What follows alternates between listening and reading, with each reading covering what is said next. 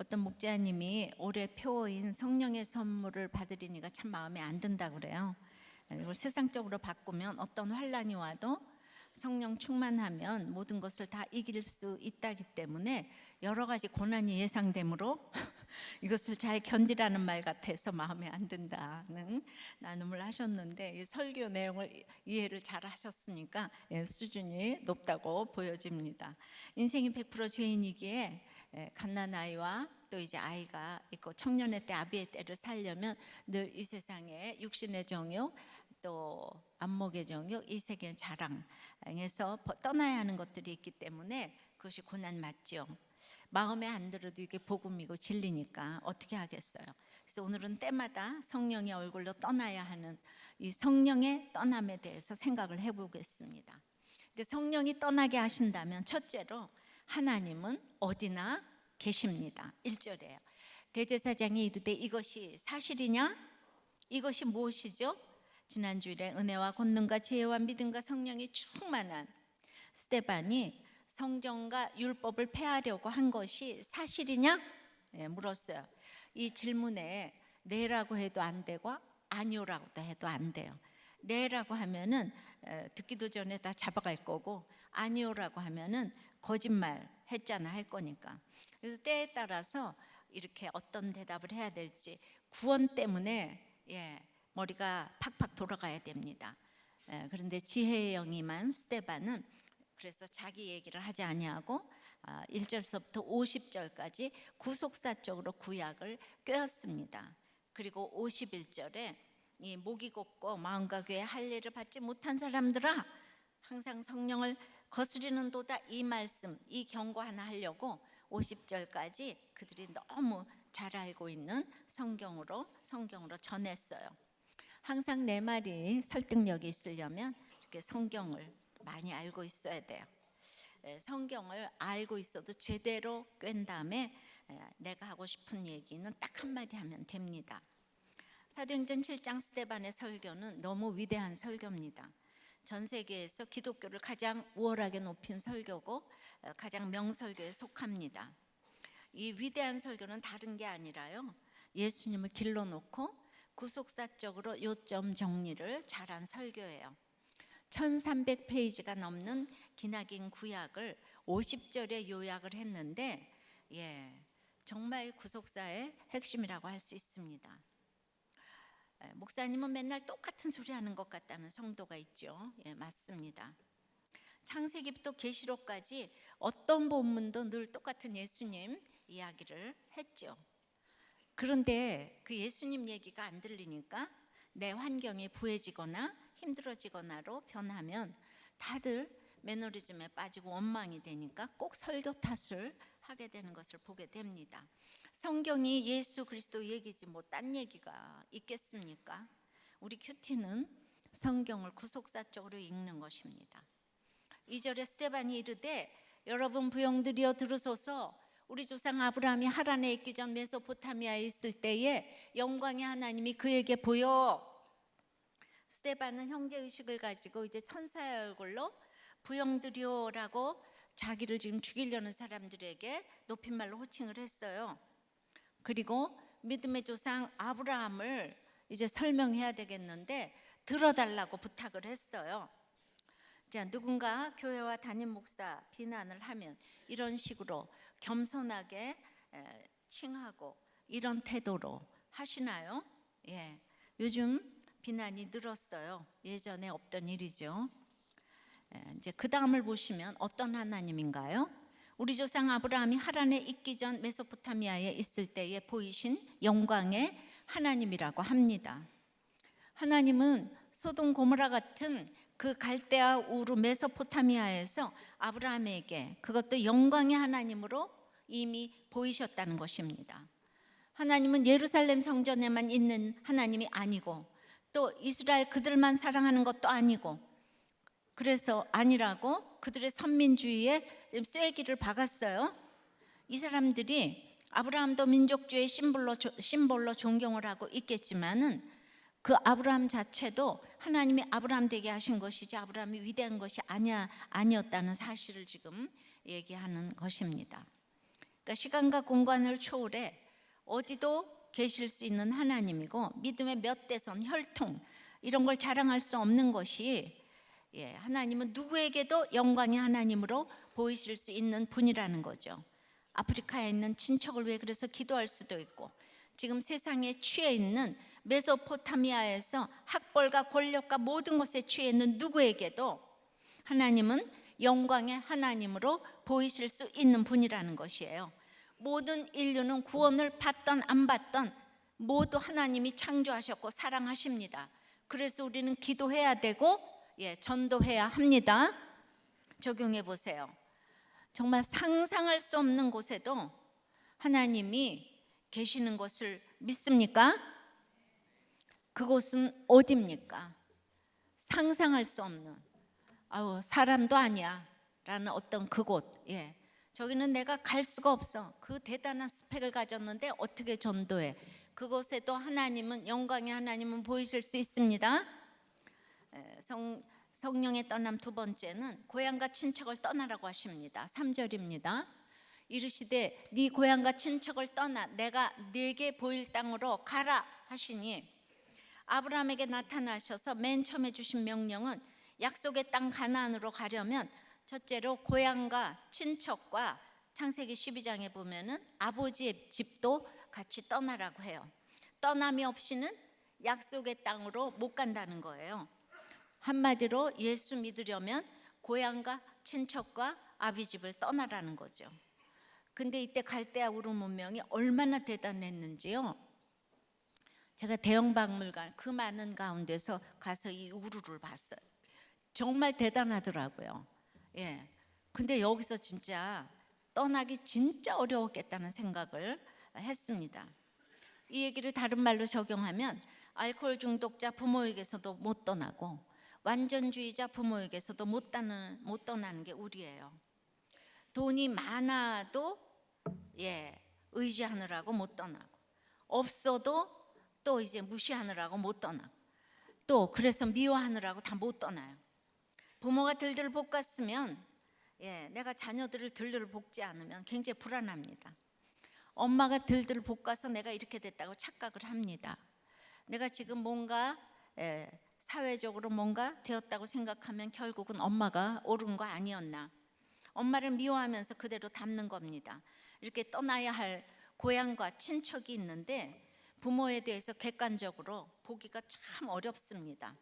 그래서 우리들 교회 성도로 미국에 지금 아이비리그에서 공부하는 이 집사 한 분이 묻기를, 어려서부터 하나님께 영광을 돌리려면 최고가 돼야 한다, 잘해야 된다를 그냥 너무 귀에 못이 박히도록 들어서 이 몸이 기억이 된다는 거예요. 그래서 우리들 교회를 너무 좋아하고 또 우리들 교회 성도예요.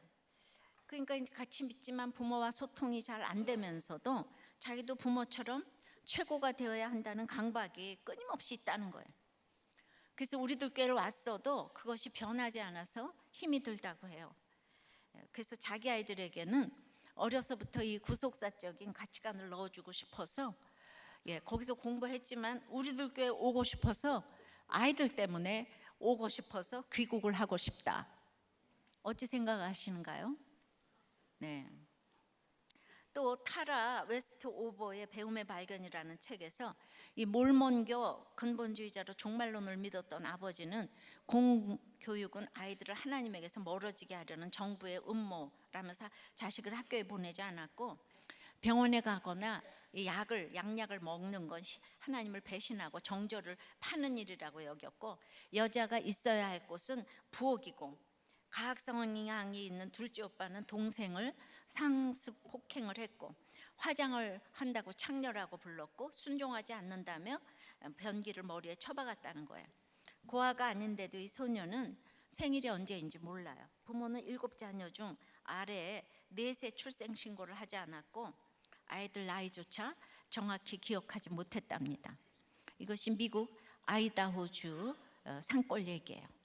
그래서 여기서 나고 자란 타라는, 그래서 만 16살까지 학교 문턱에도 가보지 못하고 아버지의 배철 공장에서 크레인을 몰며 일을 도왔는데, 문제는 이렇게 살다 보니까 세상 전체가 틀렸고 아버지만이 옳다고 생각을 하는 거예요. 그러니까 이 부모의 교육이 중요하고 학교 교육이 중요하고 그 나라가 사회주의냐 민주주의냐로 굉장히 아이들은 그거 그대로 받아들이잖아요, 그죠? 그런데 그런데 아버지가 그렇게 옳다고 생각하다가 아버지야말로 이 세상에 이방인이라는 사실을 깨닫고 아버지가 기른 그 소녀인 자신과 헤어지는 투쟁에 초점을 이제 맞추게 되는 거죠. 그래서 이 소녀가 그 16살부터 탈출한 게 아니고 새벽 6시부터 일어나서 이제 공부를 한 거예요. 독학을 해가지고, 그러니까 그 가운데 일하면서도 이렇게 독학을 해가지고 브리검령 대학을 들어갔다는 거예요. 그래가지고 결국은 이제 하버드 방문연구원을 거쳐서 케임브리지대 역사학 박사가 된 타라 웨스트오버의 얘기예요. 그런데 마침내 사랑이라는 미명 아래 그를 속박했던 부모와 관계를 끊는 거예요. 이 타라는 부모를 끊는 것이 교육의 힘이라고 해서 그 마지막 결론이 약간 유감이지만 문자적으로도 이렇게 학대하는 아버지는 떠나야 하는 것이 떠나야 하는 집이 이렇게 있는 게 많죠. 근데 문자적으로 떠났다는 것은 이 세상의 결론이지만 우리는 구원 때문에 떠날 수도 있고 있을 수도 있겠죠.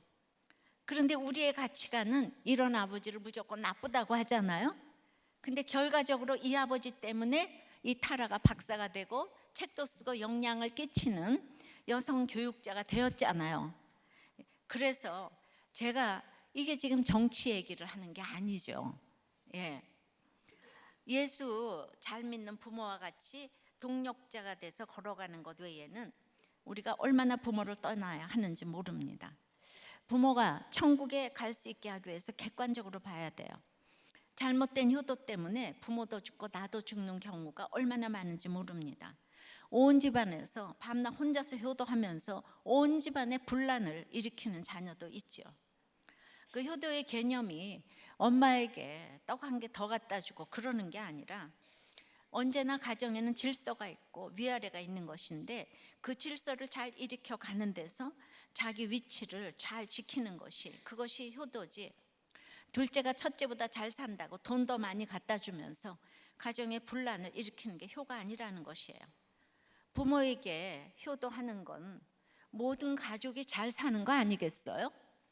근데 부모가 돼가지고 누구 갖다 주면 막 차별하고 이러면은 그것이 효도가 아니라는 거죠. 그래서 고향과 부모와 이 친척을 떠나라는 것은 굉장히 의미가 깊은 얘기입니다. 그런데 내가 영광의 메소포타미아에 있을 때, 즉 내가 잘 먹고 잘 살 때는 이런 얘기가 하나도 안 들린다는 거예요. 잘 먹고 잘 살 때 이런 얘기가 들리면 하나님이 얼마나 기뻐하시겠어요. 근데 훈련되는 데 있어서 안 들리기 때문에 하나님은 할 수 없이 질서라는 것을 주셨어요. 질서를 주신 것은 그거 아니면 훈련이 안 되는 거예요. 그래서 내 질서에 순종을 해야 돼요. 여자의 머리가 남자고 남자의 머리가 그리스도다. 그래서 여자가 그 질서에 순종을 해야 되는 것이에요. 예수님이 미물만도 못한 인간에게 처음에 공생에 시작하신 일이 세례 요한에게 세례 받으시고 마지막 질서인 십자가에 죽으셨어요. 그러니까 질서로밖에 우리가 훈련을 받을 수밖에 없어요. 그런데 여러분들은 사랑 같지 않아서 나는 무시해 하는 그런 형제 부모가 있어서는 안 된다는 거예요. 사랑같이, 이 타라의 아버지가 사랑 같지 않잖아요. 그런데 그 딸로 있을 때 어쨌든 그 열심히 해가지고 또 하나님이 이렇게 또 이렇게 길을 여셨다고 생각해요. 고향과 친척을 떠나라는 것은 영육의 나의 모든 기득권을 포기하라는 것입니다. 그런데 내가 이 땅에서 친구 짱구 하는 것이 고향 친척 부모거든요. 그러니까 교회를 다녀도 주님을 만나지 못하는 사람들은 지역 감정에서 아무도 이거 천국 갈 때까지 해결이 안 돼요. 그래서 고향과 친척과 부모를 떠나라고 해요. 그냥 그게 인생의 다예요. 우리나라를 봐도 그러죠. 기독교가 이렇게 들어왔는데도 뭐 이거 지역 감정 그 누가 떠나겠습니까? 그냥 우리는 그게 그냥 좋아요. 그걸로 정치도 하고 뭐도 하고 다 합니다. 적용해 보세요. 떠나지 못하는 고향 친척은 무엇인가요?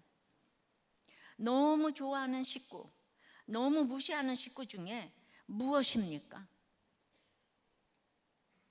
너무 좋아하는 식구, 너무 무시하는 식구 중에 무엇입니까? 뭘 떠나지 못합니까?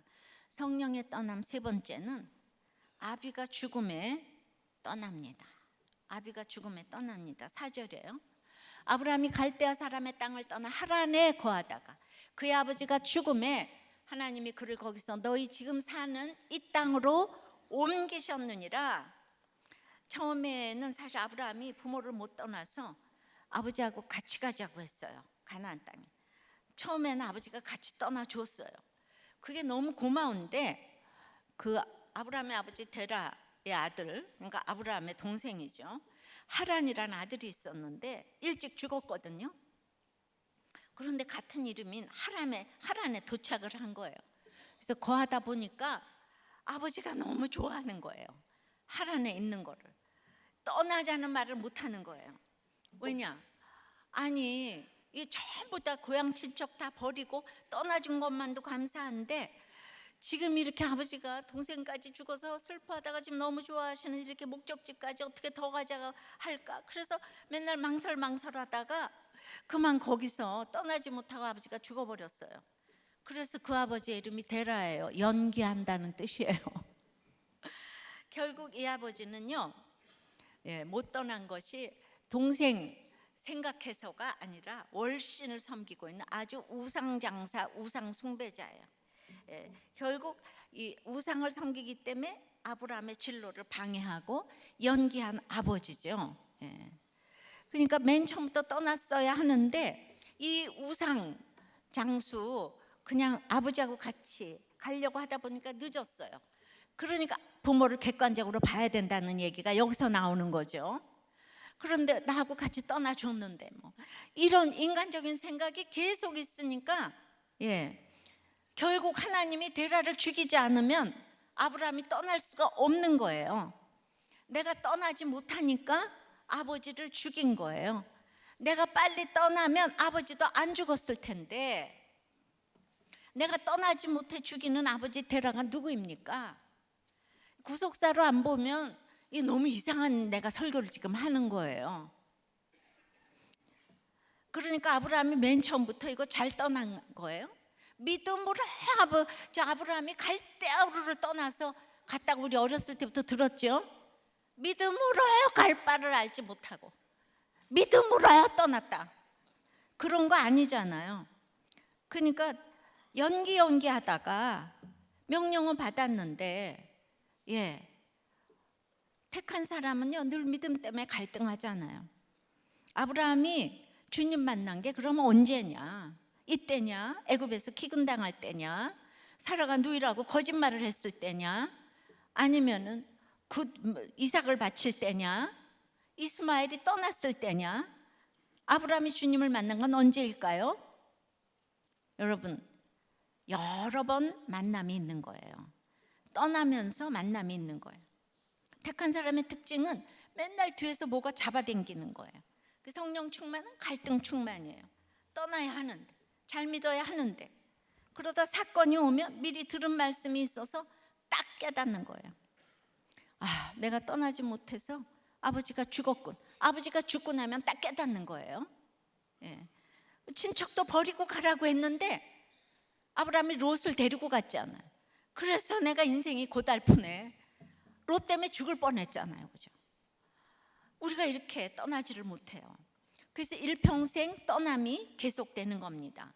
25년 동안 떠남이 계속되다가 드디어 가장 아까운 이삭과의 떠남이 이루어지는 거예요. 아들 이삭과의 떠남. 그러니까 결국 내가 아끼는 건 하나씩 다 놓으라는 거예요. 내려놓으라는 거예요. 그리고 가장 마지막에 내려놓는 것이 자식이죠. 근데 창세기에는 아비가 죽음에 떠났다는 얘기가 없어요. 그것은 사도행전 7장에만 나오는 거예요. 그래서 우리가 큐티가 중요하고 신구약 성경을 꿰면서 봐야 되는 거예요.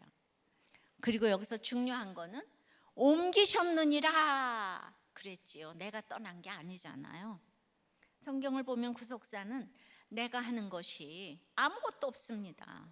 사건을 주셔서 하나님이 반짝 들어 옮기셨어요. 그러니 내가 자랑할 게 뭐가 있겠습니까? 바로 이것이 아브라함의 구속사예요. 그리고 이것이 우리가 마태복음의 구속사를 읽었는데 이게 스데반의 구속사예요. 아브라함이 잘나서 믿음이 좋아서 떠난 것이 아니라 나하고 똑같은 인생인데 이런 환경이 오니까 떠났다는 거예요. 스데반이 말하고 싶은 게 이거예요. 그런데 우리 어렸을 때부터 아브라함은 갈 바를 알지 못했을 때 내가 명령한 땅으로 가라 했을 때 갔다는 거예요. 그래서 아브라함은 순종의 인물이다 이거 줄창 들었어요.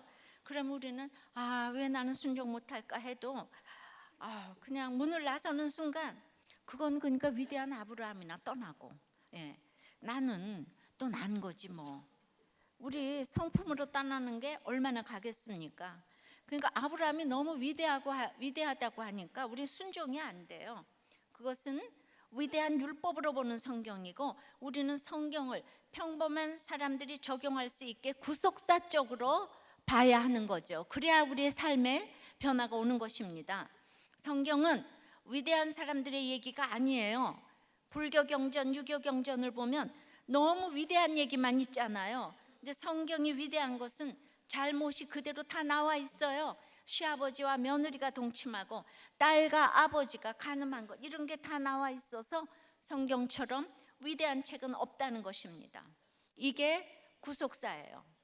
우리하고 똑같은 성경의 얘기를 써놨기 때문이에요. 그래서 성경을 보면 내가 그렇게 하고 싶은 생각이 드는 거예요. 죄인들의 구속사를 써놨기 때문에. 그런데 이 구약에서는 맨날 하라 해라 왜 못하냐 하라 하지 말라 말라 하지 말라 하다가 구약 맨 마지막이 말라기로 이제 끝난 것을 우리 알아요. 그래서 은혜 받을 사람이 없다는 거예요. 그러니까 구약도 구속사로 읽어야 되는데 그렇게 구속사로 읽을 사람이 구약 창세기부터 아브라함, 이삭, 야곱 너무나 희귀한 희소성 있는 모델로 시작이 돼가지고 이제 점점 커지는 거죠. 위대한 사람들의 얘기는 대리만족이 있기 때문에 그런 사람 하나 우상처럼 정해놓고 박수치고 나는 함부로 살아도 되는 게 있기 때문에 한 사람을 막 높여줍니다. 우리들 교회는 웬만한 사람을 높이는 얘기 그런 거 절대로 안 하죠. 그죠? 사람이 다 별 인생이 없어요. 성철 스님 3000번 절하는 거 우리 그런 거 도저히 못 하잖아요. 그건 위대한 사람의 역할로 놓고 그 다음에는 나는 내 맘대로 하고 그런 사람한테는 맨날 헌금 갖다 바치고 그 다음에 저분은 위대하다고. 성경 그렇지 않죠. 아브라함은 위대하니까 나는 못 간다 이게 아니라 예수 그리스도를 길러놓고 도전하는 것은 아브라함과 우리가 똑같다는 거예요. 그런데 대제사장과 지금 이제 헬라파 지도자들도 똑같은 성경을 보면서 출애굽을 다 겪은 이 어마어마한 이스라엘 민족의 지도자이면서도 모세와 아브라함을 지금 우상처럼 놓고 있다는 얘기를 하는 거예요. 그걸 스데반 집사, 평신도 집사가 설교를 하는 거예요. 적용을 해보세요. 아비가 죽음에 떠난 것, 옮겨진 것은 무엇이 있습니까? 이 대단한 사건에서 우리들 교회로 옮겨졌는데 무엇 때문에 옮겨졌습니까? 네 번째는 떠났는데 떠나도 보이는 것이 없어요. 5절입니다. 그러나 여기서 발 붙일 만한 땅도 유업으로 주지 아니하시고 다만 이 땅을 아직 자식도 없는 그와 그의 후손에게 소유로 주신다고 약속하셨으며 떠나라 해서 떠났는데 아니 그래서 옮겨졌어요. 근데 아무것도 눈에 보이는 게 없습니다. 지금 자식도 없이 떠났는데 약속만 믿고 걸어가라는 거예요. 그러니까 속았잖아. 예수 믿었더니 되는 일이 하나도 없잖아 하는 일이 우리에게 끊임없이 일어나는 것입니다. 여러분 구속사와 세속사, 팔복과 기복은 어마어마한 차이가 있는 거예요. 6절입니다. 하나님이 또 이같이 말씀하시되 그 후손이 다른 땅에서 나그네가 되리니 그 땅 사람들이 종으로 삼아 400년 동안을 괴롭게 하리라 하시고 또 이르시되 종 삼는 나라를 내가 심판하리니 그 후에 그들이 나와서 이곳에서 나를 섬기리라 하시고, 그러니까 이 약속은 유업이 아니라 보이지 않는 하나님 나라인데 이 약속이 온전히 믿어지기 위해서는 나그네된 인생을 살아서 종노릇도 해보고, 또 아브라함이 떠났듯이 자손들도 애굽에서 종살이하다가 떠나야지 약속의 자손이 된다는 거예요. 이게 창세기 15장을 지금 이제 인용해서 지금 얘기를 하는 거예요. 그러니까 후손도 하나님께서 심판하셔야 된다는 거예요. 그래서 하나님이 심판하셔서 내보내야지 그 후손이 약속의 땅으로 오는 것이지, 후손이 내 마음대로 400년 되기 전에 399년째에 나오면 훈련이 안 되고 다 된 밥에 코를 빠뜨리는 격이라는 거예요. 마지막까지 기다려야 하는 거예요.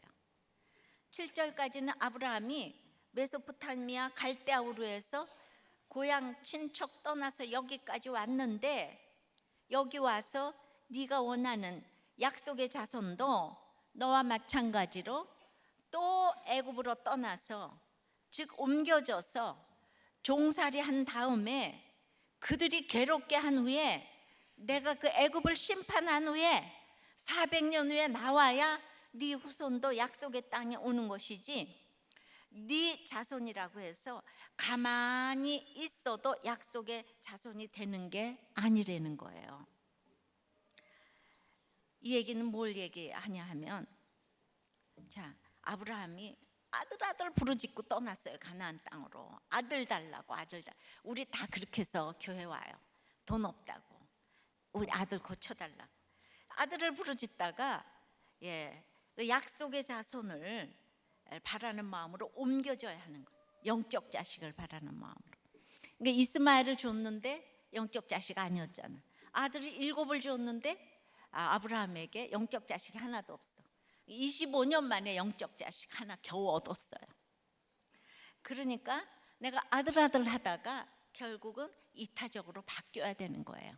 다른 내 자식 남의 자식 구별 없이 돈 하다가 돈이 결국은 내가 정말 다른 사람들을 위해서 쓰여지는 사명에, 그러니까 결국 영적으로 소망이 바뀌어야지 되는데, 이 잘난 아들 이스마엘에서 너무 눈만 껌뻑껌뻑 뜨고 있는, 겉으로 볼품없지만 이삭으로 바뀌어져야 된다는 거예요. 왜냐하면 하늘나라에서는 이삭만 만나니까, 영적 자식만 만나게 돼 있으니까요. 천국에서는 구원받은 사람만 만나니까. 근데 우리가 자식들을 생각할 때, 나는 이렇게 고생해서 예수 믿었지만은 너만은 고생 안 하고 예수 믿기를 간절히 바란다. 이게 우리들의 기도 제목 1번이에요. 그래서 나는 고생했지만 너는 고생하지 않고 학교 다니기를 바라고. 그러니까 타라 아버지가 그렇게 못되게 했어도 아이는 하버드와 케임브리지 박사가 됐잖아. 그러니까 좋은 아버지, 나쁜 아버지가 없는 거예요. 그러니까 이게 구속사라는 거죠. 그러니까 내가 하나님 나라를 온전히 경험할수록 25년 동안 계속 떠남을 경험하니까, 야, 이게 육적인 성전이 무너지기 전에는 영적 성전이 절대로 지어질 수 없다는 걸 알게 되는 거예요. 그러니까 내가 갈대우르에서 이렇게 몇천 년 지나가지고 지금 이걸 가나안 땅으로 떠났는데, 우리 아이들도 400년은 고생을 해야 돼. 나보다는 적어도. 종노릇을 해봐야지. 종노릇을 해봐야지. 성경에 그대로 써 있잖아요. 지금 스데반이 자기가 만들어낸 게 아니고 창세기를 인용해서 하는데, 왜 유대 대제사장들과 헬라파 지도자들은 성경을 이렇게 구속사적으로 못 읽을까요? 한마디로 괴롭힘을 당해봐야지만 이곳에서 나를 섬기리라, 이것을 약속의 말씀으로 주셨어요. 그러니까 그 고난이 뭔지는 모르지만은 이것을 약속의 말씀으로 믿어야 합니다. 그럼 이럴 거예요. 난 그런 약속 못 받았는데요. 교회를 다니면서 구속사적으로 성경을 읽지 않으면 진짜 약속을 못 받습니다. 약속이 뭔지 모릅니다. 그런데 오늘 구속사적으로 오늘 이것을 뜻을 알고 읽었으면 여러분들은 약속을 받은 것입니다. 그러니 내 자식이 고난을 당해야 약속의 자손이 된다는 말이 이 축복의 말씀으로 들리면 세상이 감당을 못하는 믿음이 되는 것입니다. 세상이 감당을 못하는 믿음과 인생이 되는 것입니다. 한 학생이 있었어요. 그러니까 자기가 헌신하겠습니다 한마디 했더니 하나님이 너무 잘 이끌어 가신대요. 그러니까 이제 이 고등학교 때 얼마나 기도를 할 때 우는지, 학교를 또 그다음에 떨어지지도 않고 붙었는데 그렇게 울고 헌신하겠다고 하고, 옛날에 어떤 분이 예언 기도를 해주는데 자기 보고 요셉의 축복을 받았다고 했대요. 그런데 생각해 보니까 자기가 요셉 같대요. 자긴 별로 고난도 안 당했는데 이렇게 하나님을 열심히 섬기니까, 그러나 말씀을 보니까 결국 자기 고난이 합쳐져야 유다를 통한 예수님의 계보에 영적 축복을 얻으니까, 주님 그러면 저에게 고난을 주시옵소서라고 기도하면서 우리를 그때 다 울렸어요. 예. 그러니까 어렸을 때부터 큐티를 하면 이런 기도를 이렇게 마음대로 하는 거예요. 그게 뭔지도 모르고. 근데 그게 뭔지도 모르지만 또 거기 있는 애들이 다 하는 건 아니었어요. 예, 그러니까 우리 여러분들은 감동을 받아도 하나도 적용이 안 되잖아요. 눈물만 흘리고. 근데 아이들은 감동이 없지만 막 이런 기도를 해요. 그게 몸에 익는 거잖아요. 그러니까 어렸을 때부터 이 구속사적인 가치관은 정말 중요한 것 같아요. 근데 정말 되는 것만 있는 것 같더니 때가 되니까 고난이 쓰나미처럼 지금 왔는데, 이것이 그냥 마음이 아프지만은 이게 다 말씀의 이루어짐으로 들려야 되고, 그리고 해 아래 별 인생이 어디 있겠어요. 내려놔야 될 육신의 전욕들이 많잖아요. 그거 다 떠나야 되는 거예요. 그러니까 이제, 그런데 중요한 거는 그때마다 말씀으로 설명하니까 이 고난도 다 말씀의 이루어짐이라 이거예요. 그러니까 여러분들의 가치관이 달라져야 돼요. 이 땅에서 잘된 것만이 축복이라 이렇게 생각하시면 안 돼요. 근데 그러니까 발붙일 만큼도 유업을 주시지 않고, 또 하나님이 아브라함에게 자식은 하나도 안 주면서 계속 약속은 믿으라고 하고, 보이지도 않는 후손도 고난을 당해야 한다고 하니까 여러분들이 생각할 때 어디 살겠습니까? 그러나 성경의 얘기니까 누구도 예외가 없습니다. 왜냐하면 생각건대 현재의 고난은 잠깐요 장차 이루어질 영광과 좋게 비교할 수 없도다이기 때문에 누군가가 이 역할을 해야 되는데, 구속사적인 가치관을 가지고 스데반이 이 설교를 하고 딱 죽었잖아요. 아니면 스데반 하나님이 영원토록 장수 부귀 영광 해야 되는데 스데반이 이 설교하고 죽었기 때문에 이게 이 땅에서 뭐 누리는 그런 게 아니라는, 그 영적인 하나님의 영광을 누군가는 보여줘야 되기 때문에 이게 구속사적인 이 가치관을 가지면 이 땅에서 모든 것에 성령의 얼굴을 할 수 있다는 거죠. 적용해 보세요. 그러니까 세상이 여러분을 감당을 못합니까? 여러분이 세상을 감당 못합니까? 네? 나는 정말 세상을 감당 못하겠어. 난 좋은 게 너무 많고 부러운 게 너무 많고 시기심이 너무 많아서 이게 감당 못하는 거죠. 자, 5번째는 그러므로 영적 자녀 낳는 것이 떠남의 결론인 거예요. 8절입니다. 할례의 언약을 아브라함에게 주셨더니 그가 이삭을 낳아 8해 만에 할례를 행하고 이삭이 야곱이 우리 12조상을 낳으니라. 그러니까 출애굽기에서 모세를 통한 율법을 주시기 전에 이미 창세기에서 할례의 언약을 주셨어요. 창세기 15장 6절에서 아브라함이 여호와를 믿으니 여호와께서 이를 그의 의로 여기시고, 하박국 2장 4절에서도 의인은 그 믿음으로 말미암아 살리라. 로마서 1장 17절에도 오직 의인은 믿음으로 말미암아 살리라. 율법보다 믿음을 먼저 주셨어요. 그러니까 성경을 믿어서 믿음이 생기는 게 아니고 믿음을 먼저 주셨고 그리고 나서 율법을 주셨다고요. 이 순서가, 그러니까 정말 한량없는 은혜로 우리에게 믿음을 이제 주셨는데, 그래서 우리의 믿음을 의로 여겨 주시지만은 그리고 나서도 아브라함이 그렇게 아브라함의 믿음을 의로 여기셨는데도 여자를 얻어드리고 하갈을 얻어드리고 그두라를 얻어드리고, 좀 이 인간이 그럴 수가 있어요? 믿음의 조상인데 우리가 아브라함이 위대한 게 하나도 아닌 거예요. 그러니까 우리는 아브라함이 위대하다고 하니까 성경을 그냥 읽고 싶은 생각이 없어. 부적처럼만 생각하고 싶지. 내 이야기로 듣지를 않잖아요, 그죠? 그런데도 불구하고 이삭 낳고 야곱 낳고 12조상 낳으니까 우리는 나는 형편없지만은 내가 믿기만 하면 하나님은 나로 더불어 영적 자손을 낳게 하시더라, 이겁니다. 내가 지금 힘들고 어렵고 별의별 생각을 다 해도 맨 처음에 어렵더니 아브라함에게도 영적 자녀 이삭을 25년 만에 주셨잖아요, 그죠? 예, 처음 예수 믿으니까 자기가 아들을 계속 낳는데 그걸 자꾸 세상에서 떠나서 드디어 별 볼 일 없는 이삭을 25년 만에 주셨는데 별 볼 일 없으니까 걔가 영적 자녀래잖아요. 근데 자꾸 이스마엘이래잖아요, 잘난 아들. 그러니까 우리의 가치관이 바뀌어줘야 되는 거야. 그러니까 우리 예수 열심히 믿고 큐티했는데 애들이 잘 안 되면 내가 큐티했는데 왜 이래요? 자꾸 그러잖아요.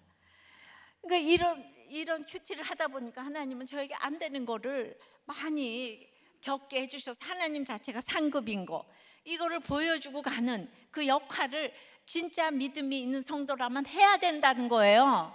왜냐하면 하나님은 영원이시고 우리 너무나 잠깐이기 때문에 이 역할을 누군가가 해야 되잖아요. 그러니까 저도 아브라함은 25년 만에 줬는데 저도 13년 만에요 우리 남편 한 사람을 주셨어요. 겨우 이삭 낳았는데 이삭이 할례를 받았으니 우리 남편도 할례를 받고 남편 한 사람이 할례를 받으니까, 그러니까 남편이 장로 아들이고 이런 거 다 소용이 없다는 얘기죠. 할례를 받고 그 다음부터는 기하급수적으로 불어났잖아요. 이삭이 야곱이 12아들을 낳고 12아들이 70명이 60만을 낳고 60만 200만이 되어서 오늘날 전 세계에 믿는 백성이 되었지요.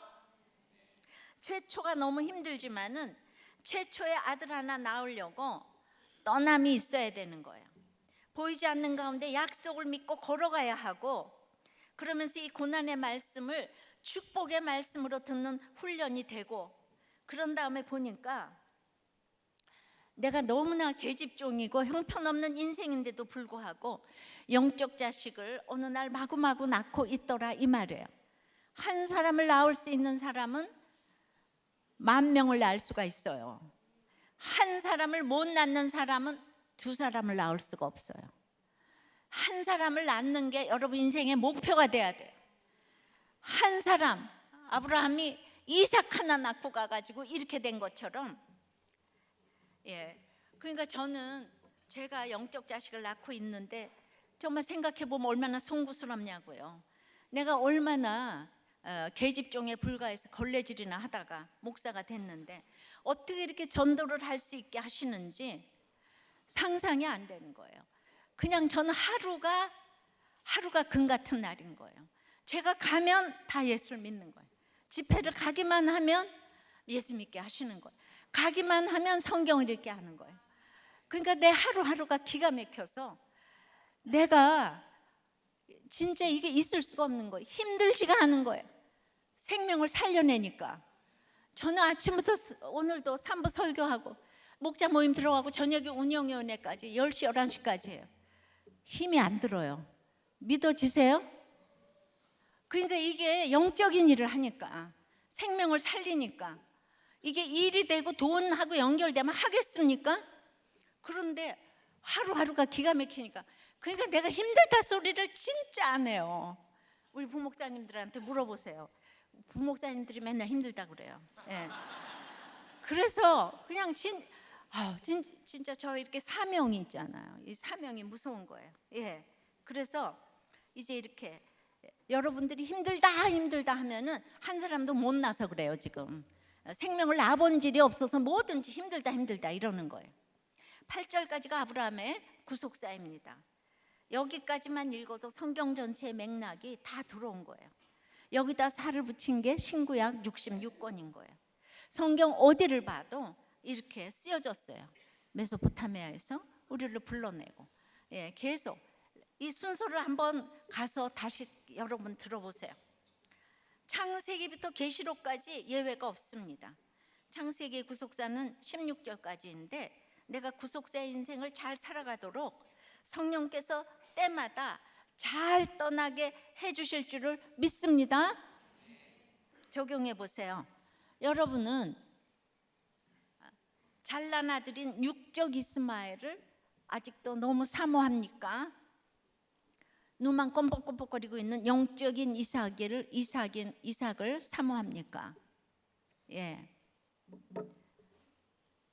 그러면 잘난 영적 이삭을 사모해요. 이러겠죠, 그죠? 그런 건 없어요. 하나님 값을 반드시 치르게 하시죠. 떠나야 할 것이 많은, 즉 가진 것이 많은 한 부목자님의 간증이에요. 정말 저는 너무 놀라요. 아까 우리 신천지 간증도 하셨지만은, 그거 말씀이 없으니 어떻게 그런 간증하겠어요? 이분도 어떻게 또 이런 간증을 할 수 있을까? 이분은 진짜 불신자예요. 그런데 지금 기적 같은 일이 일어나서 우리도 6년 붙어가는데 박사의 대기업 200명을 거느리던 팀장의 잘난 집사가 어떻게 우르를 떠나고 하란을 떠났는지 보겠습니다. 이제 믿음은 없지만 교회 다니는 신부와 결혼하기 위해서 교회 나가면서 동시에 이혼녀인 회사 직원과 잠자리를 가졌다는 거예요. 근데 결혼을 앞두고 직원이 임신을 하게 되었다는 거예요. 잠자리를 한 번 가진 게 아니래요. 상견례라도 가졌대요. 그래도 결혼을 강행했답니다. 그런데 그 직원이 결혼식에 와서 쪽지를 뿌린 거죠. 그래서 결혼하자마자 그날 파혼을 당했어요. 직장에도 알려져서 제 사직서 냈고, 그러고 나서 이제 지금까지 다 성취를 했는데 메소포타미아에서 막 추락을 했잖아요.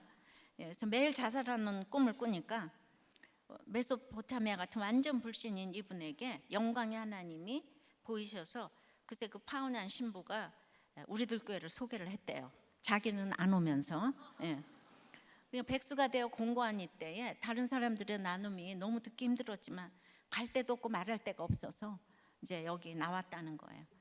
그리고 이제 굉장히 짜증이 많이 났지만 부활절 예배 때 예수님이 그 수치를 감당하면서 유대인의 왕이라는 죄패가 우리를 살리고 하나님께 이르는 길이라는 이렇게 설교를 듣고 내절 인정하고 고백하게 되었답니다.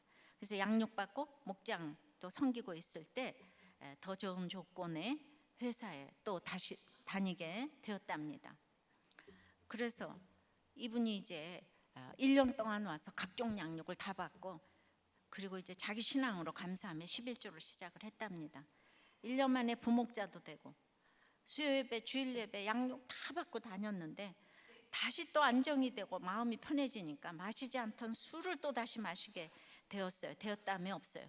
그러니까 또 여기서 떠나야 되겠죠, 그죠? 그러니까 되었다며 없는 거예요, 그렇게. 그 결혼식에서 떠났고 술 마셔서 또 떠나야 돼요. 그런데 6년을 다니면서 매번 큐티할 때마다 목사님 설교 들을 때마다 결혼을 깬 그 아이 엄마가 너무나 괘씸했지만은 결론은 이 아이 엄마와 다시 합쳐야 한다는 생각이 들었어요. 근데 목자님도 그 5년을 적용을 못한 거죠. 얼마나 믿겠어요. 인생을 망쳐놨잖아요. 회사도 못 다니게 만들고 창피하게 그냥 수치를. 그거 이 세상 사람이면 용서하겠습니까? 절대로 용서 못합니다. 그래서 적용 못하니까 목자님이 네가 이 세상에서 가장 못된 놈이라고 이제 이러시니까 기분이 굉장히 나빴지만 계속 목장 가다 보니까 인정이 되었대요. 그러니까 이제 드디어 이분이 적용했어요. 또 한 번 떠났습니다. 5년 만에 연락을 했는데 세례만 받으면 같이 합치고 결혼도 하고 싶다는 얘기를 했는데 불신 결혼의 의미조차 모르고 자기가 싫어서 조건을 거는 것으로 여기고 바람핀 주제에 무슨 조건을 거냐고 온갖 막말을 퍼부었다는 거예요.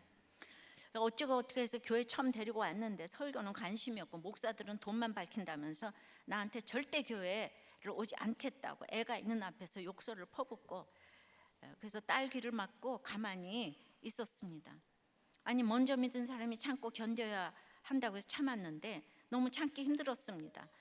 아니 우리들 교회는 전부 여자가 먼저 믿어서 잘 적용하고 참는데 나는 왜 내가 먼저 믿어가지고 이렇게 사는지 이해가 가지 않았습니다. 그런데 여전히 그러니까 또 이렇게 힘들 때마다 떠나는 거죠. 여전히 저는 가진 게 많았고 선택지도 많았기에 이혼 경력이 있었고 저보다 못 배운 애엄마가 무시가 되었기에 온몸으로 나쁜 감정을 드러내면서 말로만 믿음 있는 척 구원을 위하는 척 했던 제 모습이 회개가 되었습니다. 그래서 아이 엄마를 안고 울면서 말했습니다. 내가 정말 잘못했다.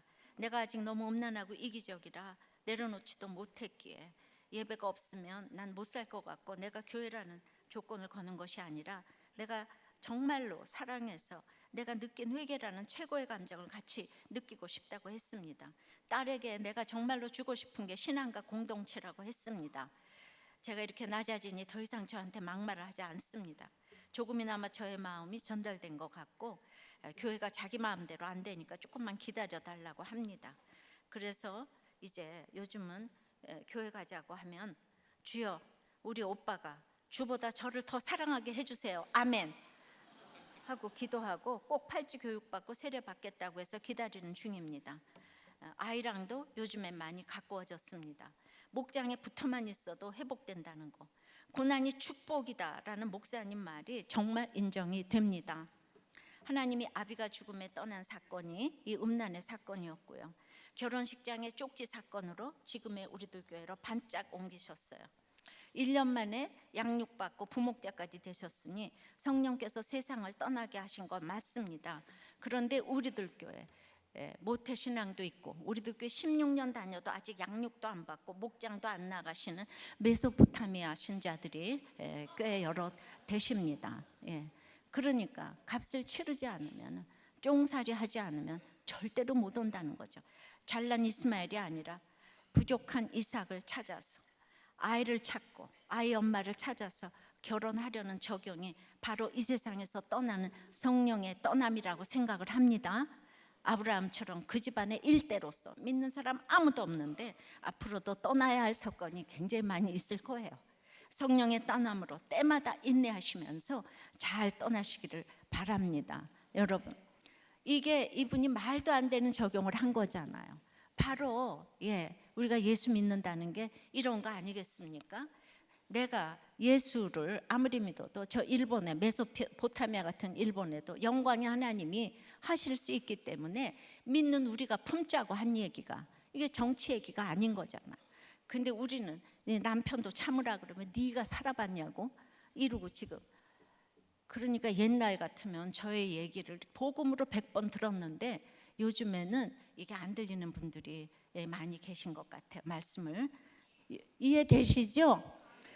나라 문제도 다 똑같은 거예요. 가정 문제, 부부 문제. 이분 낙태 안 했잖아요. 그리고 말도 안 되지만 결혼하기로 작정했잖아요. 바로 이런 것이 적용이라고 하는 것이고 성령의 떠남의 적용이 바로 이런 것이라고. 이런 거 하나가 나라를 살리고 우리 가정을 살리고 회사를 다 살릴 줄 믿습니다. 자, 성령의 떠남은 성령이 떠나게 하셔도 하나님은 어디나 계시는 거예요. 우리만 잘 살고 저놈은 나쁜 놈이 아닌 거예요. 고향과 친척을 떠나야 합니다. 아비가 죽음에 떠난다고요. 떠나도 보이는 것이 하나도 없어요. 이것이 영적 자녀 낳는 떠남의 결론이라고 할 수 있습니다. 찬송하고 기도하겠습니다.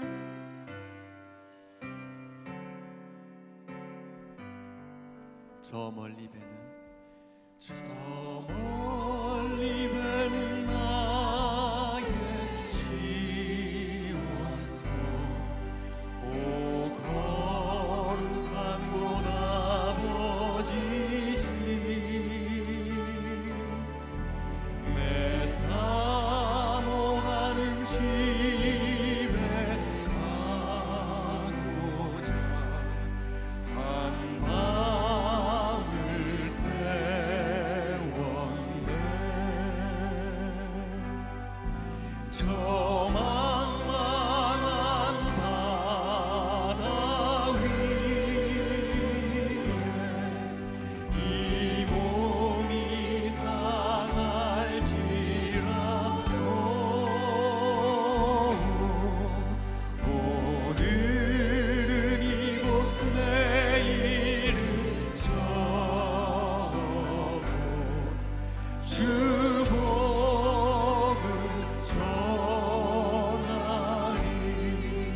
아득한 나의 갈 길 아득한 나의 갈길 나가고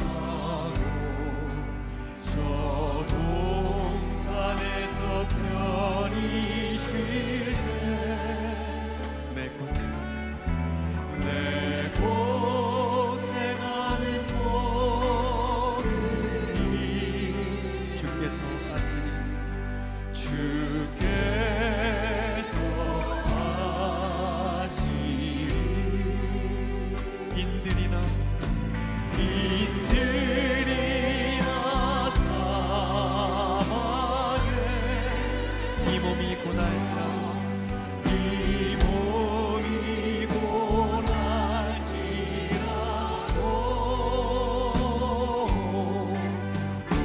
내 주 예수 날 사랑하사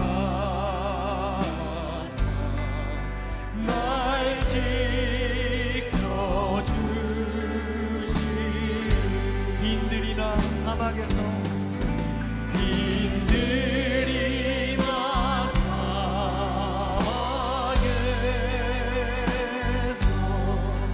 이 몸이 고날지라도 내 주 예수 내 주 예수 날 사랑하 날 지켜주시리 날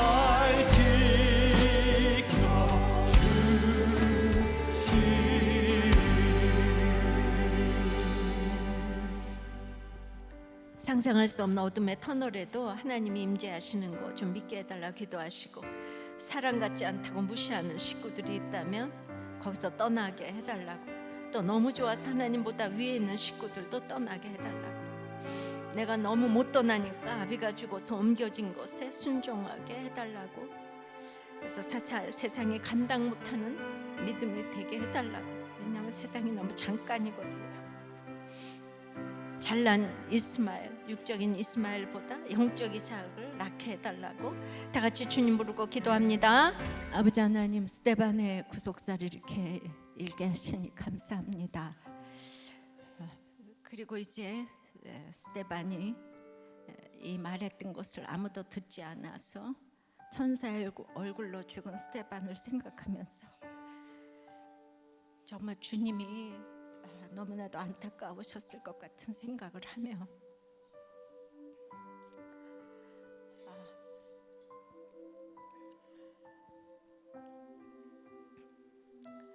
영광의 하나님이 메소포타미아에 있을 때 아브라함에게 나타나셨다는 것을 오늘 말씀하며, 우리 가운데 얼마나 메소포타미아 같은 것을 사모하면서도 또 한쪽으로는 믿지 않는다고 무시하는 양극의 감정이 있는지를 알게 하여 주시옵소서. 이 세상 어떤 사람에게도 하나님은 임재하시는 것을 알고 그들을 위해서 기도하고 우리가 전도를 해야 되는 사명을 저희들이 감당하기를 원합니다.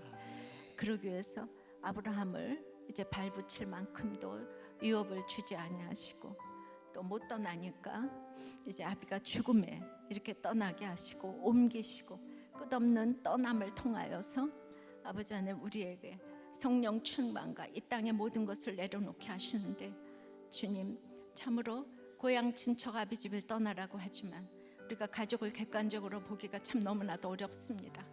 그러나 결국은 가족을 객관적으로 볼 때 하나님이 정말로 그 가족을 축복하심을 보고 영의 가족이 많아졌음을 우리는 세계 역사를 통해, 교회사를 통해서 이렇게 보고 있습니다. 주님, 이런 믿음을 하나님께서 주시는 것이지 우리가 잘나서 주시는 것이 아닌 것을 압니다. 주님, 참으로 그 성령의 떠남을 통하여서 끊임없이 내게 있는 모든 것들을 내려놓음으로 생각건대 현재고 나는 잠깐이요 장차 이루어질 영광은 좋게 비교할 수 없도다에 하나님의 영광을 내 등에 짊어진 사람으로서 우리의 모든 발붙일 만큼도 위협을 주지 않는 이 땅에서 아버지 하나님, 참으로 아브라함이 이삭을 낳고 이삭이 야곱을 낳고 야곱이 12 아버지 하나님 그 형제가 조상이 되어서 인류가 구원이 된 것처럼 내가 한 사람의 아버지 하나님 정말 영적 자식을 낳는 것이 얼마나 수많은 가족을 주님께로 인도하는 영적 자식을 낳는 것임을 알게 하시고, 한 사람의 영적 자식을 낳는 것이 이런 과정을 거쳐야 된다는 것을 알고, 성경을 스데반의 구속사를 저희들에게 구속사로 아버지 하나님 적용하여서 성경을 읽을 수 있도록 은혜 내려주시고, 우리의 모든 인생을 이렇게 잘 해석을 하여서 해결이 될 수 있도록 주여 은혜 내려 주시옵소서. 아멘. 우리나라를 불쌍히 여겨 주시옵소서. 아멘. 우리나라를 불쌍히 여겨 주시고 지켜주시고, 아버지 하나님 이 차별금지법 또한 낙태법을 통과되지 않도록 주여 역사하여 주시옵소서. 아멘. 예수 그리스도 이름으로 기도드리옵나이다.